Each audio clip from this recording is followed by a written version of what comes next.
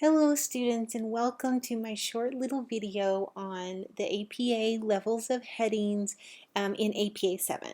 So I wanted to show you just some of my tips and offer some of my advice. There are a lot of wonderful resources out there that cover the APA different levels of headings, but I created a kind of sort of fake paper to show you what they kind of sort of look like in real life.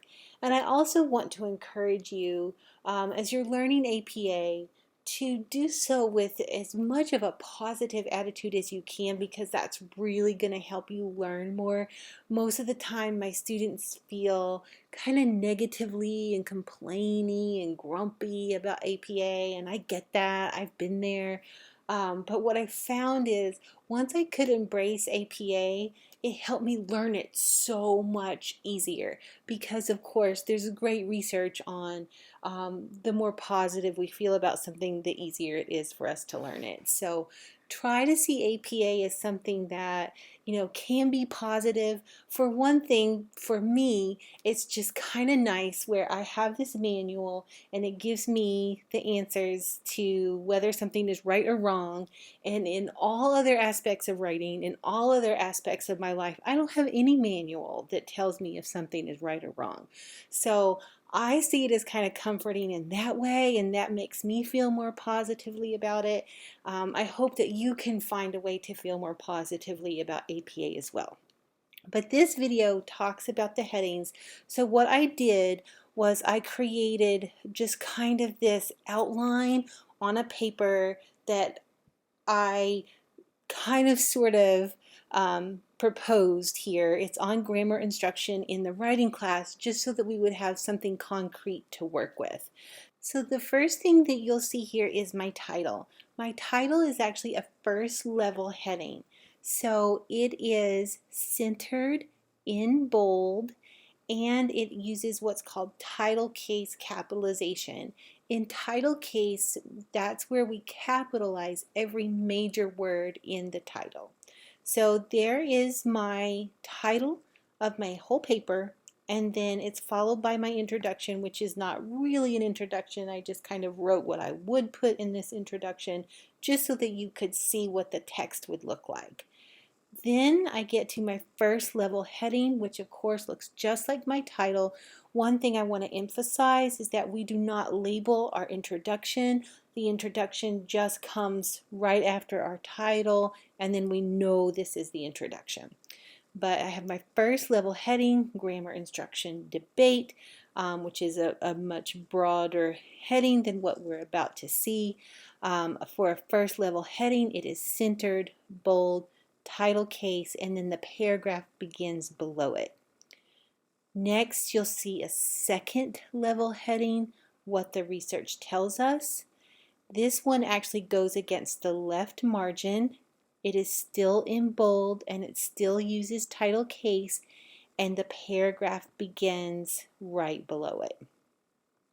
Below that, you'll see my third level heading, problems with traditional grammar instruction. You'll see that it also goes against the left margin.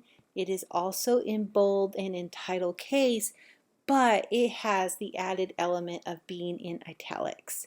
The text also begins below a third level heading.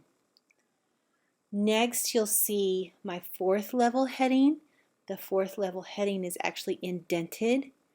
It is in bold, it is in title case, it has a period after it, and this is the first time we see for a fourth level heading, the paragraph text begins right on the same line, so it's not below. The fifth level heading looks very similar. It is indented, it is in bold, it includes a period, title case. The difference, of course, is that it is also italicized. One thing I want to emphasize quickly here at the end is that the way to see these headings is like each level nests within the level above. So my level 1 is broader, the grammar instruction debate in general. My level 2 is going to talk about the research on this grammar instruction debate. My level 3 is a specific heading within that element of what the research tells us, and this is problems with traditional grammar instruction.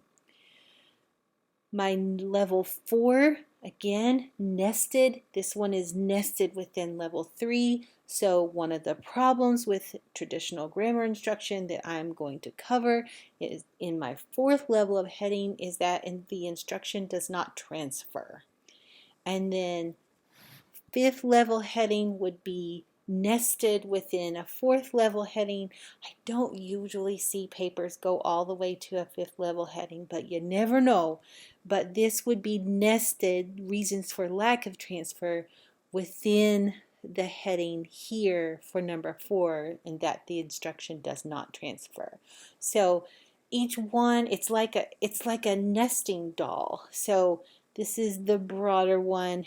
We get a little smaller here, we get a little smaller here, a little smaller, and each one is nested within the one above it. So I hope this is helpful. If you have any questions, please do not hesitate to let me know, and enjoy APA.